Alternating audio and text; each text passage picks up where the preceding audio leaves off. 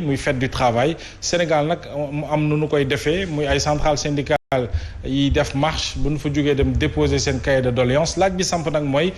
cahier de doléance yi jàmbat yi day bari lool te lu ci bëri du faju alors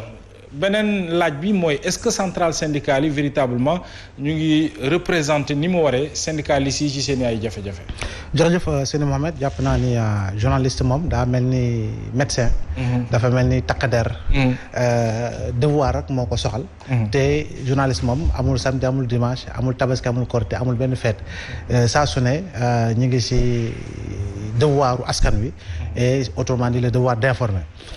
moo tax itam le premier mai gis nga ko yaa ngi nii ñu ngi nii taxaw waaw waaye nag lu jëm si li nga xam moo di célébration de la fête internationale du travail ba koy xool au Sénégal mais comme ailleurs c'est une tradition pratiquement héritée de la France et parce que itam dafa nekk moment de remise des cahiers de doléances au président de la République ba koy xool si jamono depuis tout le temps fête de 1er mai boo jëlee chaque 1er mai de chaque année pratiquement c'est le même rituel dañuy dem présenter li nga xamoo di cahier de doléances yi présenter cahier de doléances yi président jël ko dafa nekk rek benn tradition amoon na bi benn tradition boo xam ne dañ ko daal di respecter mais tu sais Mohamed gis nga mbir boo koy def pendant autant d'années dafay toll benn moment boo xam ne il faut quand même nga war ko def benn constat pour mën a évoluer dans un autre sens même bu fekkee ni itam remise de cahier de doléances mënta ñàkk mais c'est autant de syndicats représentatifs yoo xam ne dañuy dem palais ba pour remettre leur cahier de doléances au président c'est autant de doléances contenues dans ces fameux cahiers mais lan moo si jukkee comme véritablement jàngoro goo xam ne ñu ngi koy faj le secteur social qui est en ébullition le président il le sait les secteurs d'activité professionnelle yi nga xam ne ñu ngi si jafe-jafe di réclamer de meilleures conditions de travail à l'image des travailleurs des collectivités territoriales di réclamer une augmentation substantielle de salaire di réclamer une intégration de personnes yoo xam ne ñu ngi ci entreprise dafa liggéey pendant autant d'années te amuñu véritablement li nga xam ne moo di contrat à durée et indéterminé c'est combien d'employés qui sont CDIsés dans plusieurs entreprises et moo xam public la moo xam leneen la donc jafe-jafe yi dafa yaatu ci wàllu liggéeykat yi te itam boo koy xool si wàllu retraite si wàllu cotisation IPRES lan moo fa nekk beneen caisse bi nga xam ne mooy caisse nationale de kii beneen bi lan moo fa nekk fàtte naa beneen bi sax non beneen xam nga il y a IPRES ak caisse nationale de xawma kii ça va me revenir xam nga beneen bi c'est pour véritablement le privé beneen bi c'est pour pratiquement le public bi donc privé bi fait si caisse nationale bi la ñu gën a kiiwee mais l'un dans l'autre tey ni nga xool cotisation sociale yi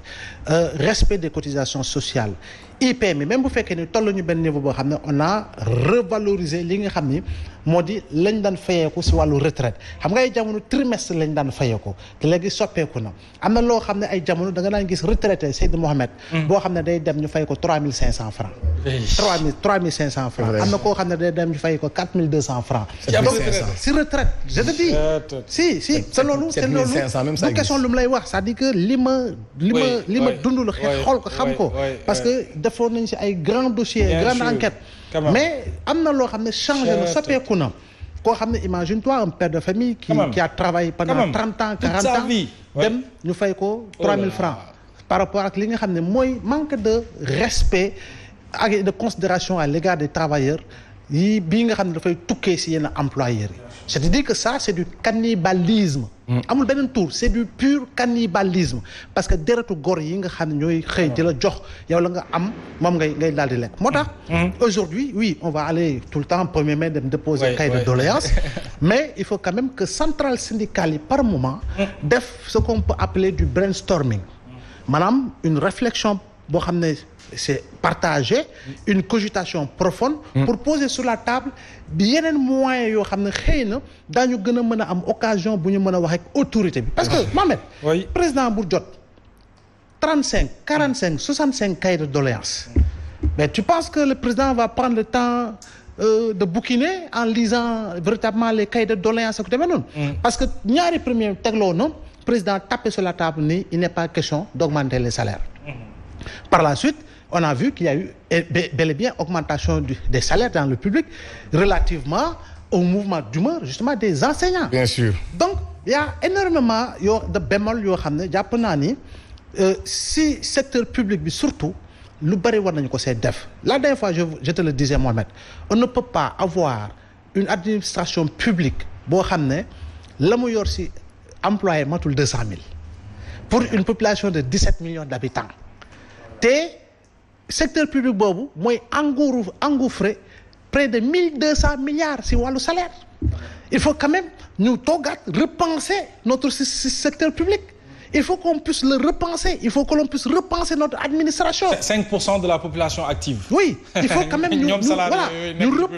repenser loolu. Quand même. Repenser ko autrement en allant dans le sens de voir naka la ñu mën a defee ba nga xam ne y aura un nivellement, ok, par le bas, un nivellement par le haut, un nivellement par le milieu ba nga xam ne on aura beaucoup plus de fonctionnaires au Sénégal. Quand même. Que l'administration publique dépasser le cap. bi nga xam ne da ngay xool de Senghor au président Macky Sall. 5% c'est peu quand même. 5% des salariés de la. Oui, je dis c'est 3 fois rien. De la population active. C'est 3 fois rien. Aujourd'hui, il y a des secteurs yoo xam ne l'État mën na fa dugg mu nekk ni ñu koy waxee PPP quoi, partenariat public privé nga xam ne État day ñëw dugg am benn nombre de pourcentage, privé ñëw dugg am benn nombre de pourcentage, surtout dans le secteur de l'économie verte. D'abord le secteur de l'économie numérique, parce que ce sont des secteurs très porteurs et ce sont des secteurs pourvoyeurs d'emploi. Su boobaa nag en réalité daañu mën a créer les conditions d'une saine émulation par rapport ak ñi nga xam ne ñoo bëgg concourir pour mën a dugg nekk ay liggéeykat. Mais il faut quand même que l'on change nos méthodes, parce que tant que le clientélisme politique subsistera, je te dis, tant que le clientélisme subsistera, tant que le clientélisme politique sera de mise et de rigueur, ma foi, on n'est pas prêt de sortir de là. Très bien. Alors Ndeye Fatou, même centrale yi da nga leen di dégg ñoom ci seen biir ñuy wax ne at wu jot dañuy bëgg ñuy def bilan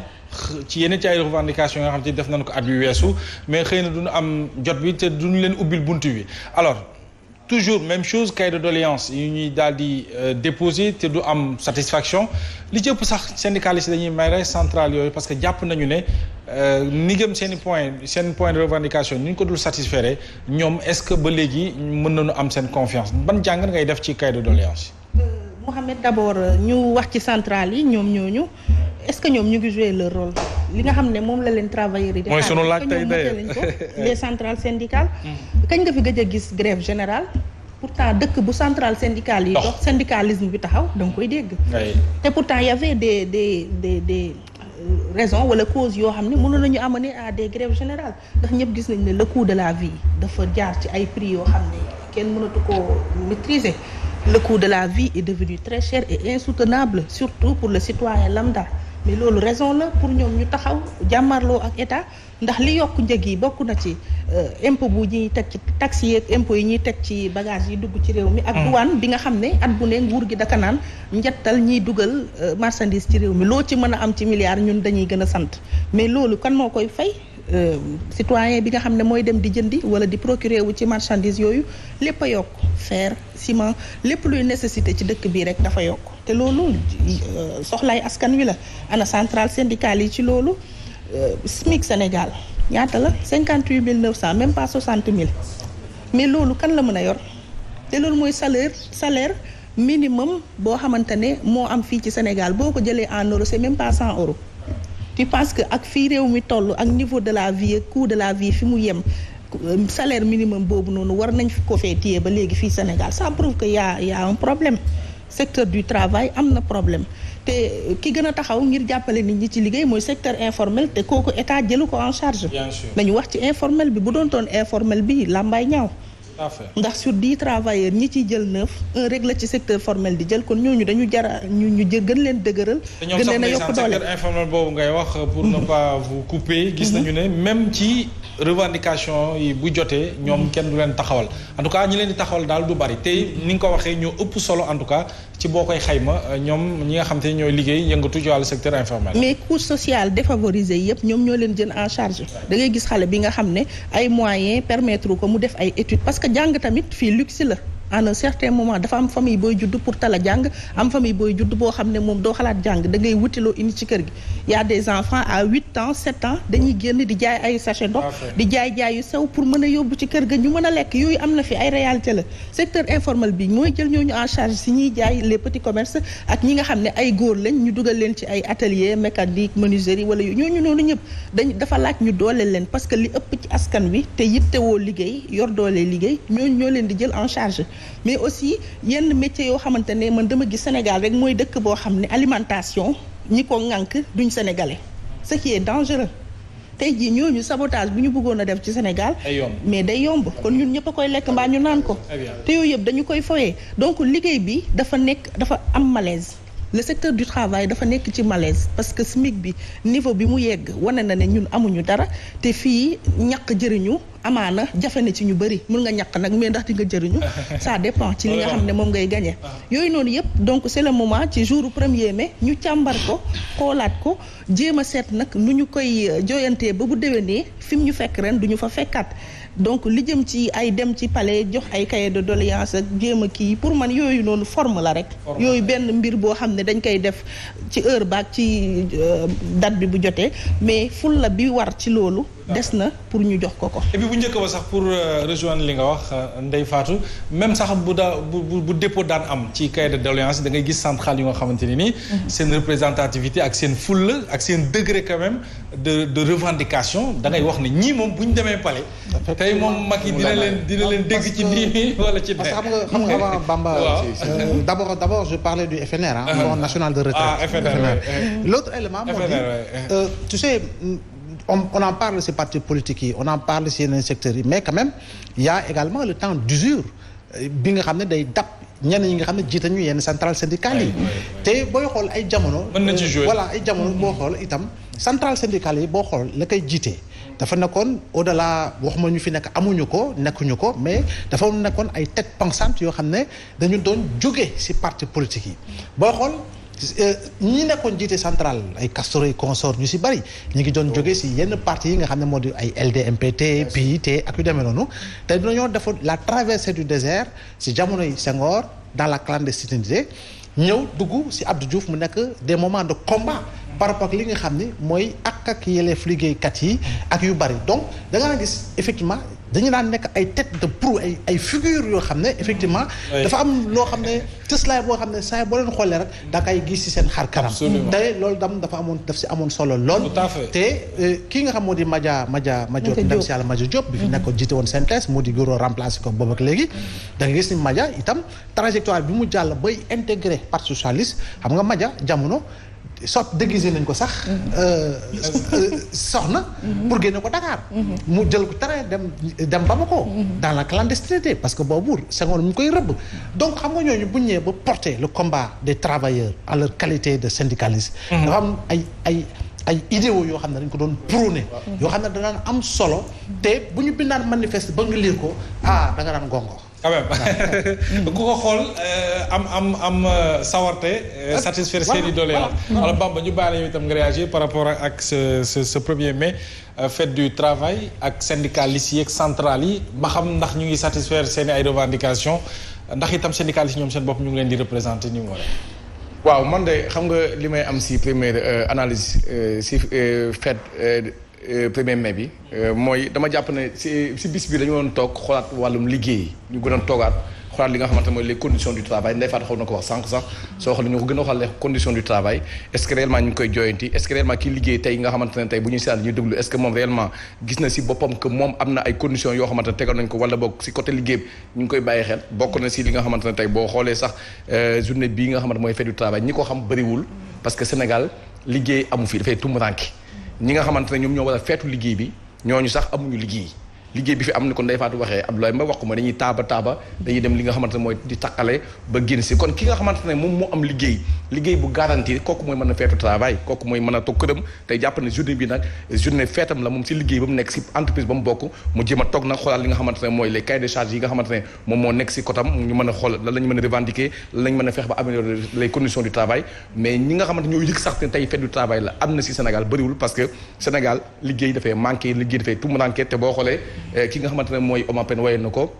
liggéey jafe na léegi nag wax ji mooy bu ñu toogee ci waxi liggéey Mohamed il faut que ñu xool ba xam tey ñiy liggéey ci côté yëpp tey est-ce que réellement seeni con néew na ba pare déjà mais est-ce que seeni conditions ñu ngi koy respecter comme ni mu waree wax nga sànq ci wàllum li nga xamante ne mooy cahier de charge yi mais chaque année ñu wax ne les syndicats dem nañ li nga xamante ne mooy ci président de la République déposé nañ ko li nga xamante ne mooy ay cahier de charge mais ñibbi si dañoo doon toog nag tey ci télé yi waxaat wala ñu toog tey Sénégal yi waxaat ne est-ce que cahier de charge yooyu am na li nga xamante ne mooy ay points yoo xamante ñoom toog nañu loolu ne lii nii ñoom ñoo ko jooyantoon ci kanamu président Macky Sall mu joyanti ko est-ce que am na réellement mais boo xoolee cahier de charge si nekk de la forme nañ koy yóbbu rek boo xoolee ñibbi si seen kër mais ba léegi nii dañuy def acte bi nga xamante mooy acte fait du travail mais rien n'a encore changé boo jëlee pàcc yëpp si wàllum liggéey. des fois ci revendication dina am ñu ciy satisfaire. bien sûr même bu dee bu bariwul sax. mais soo xoolee say wàccum liggéey tey liggéey boo mënti jël si côté enseignant yi mais tey condition yu doy waar tey la enseignant yi di liggéey tey nekk sax li nga xamante ne tey mooy enseignant sa kër sax tey dootoo amati gëdd ba nga amoon ndaxte bu njëkk avant tey nekkoon enseignant c'était de la noblesse parce que dañu doon xam ne enseignant bi condition yëpp dañ ko doon jël mais léegi tey sax boo nekkee ki nga xam ne mooy jàngalkat lu ñuy wax mooy le 5 la lay fay wala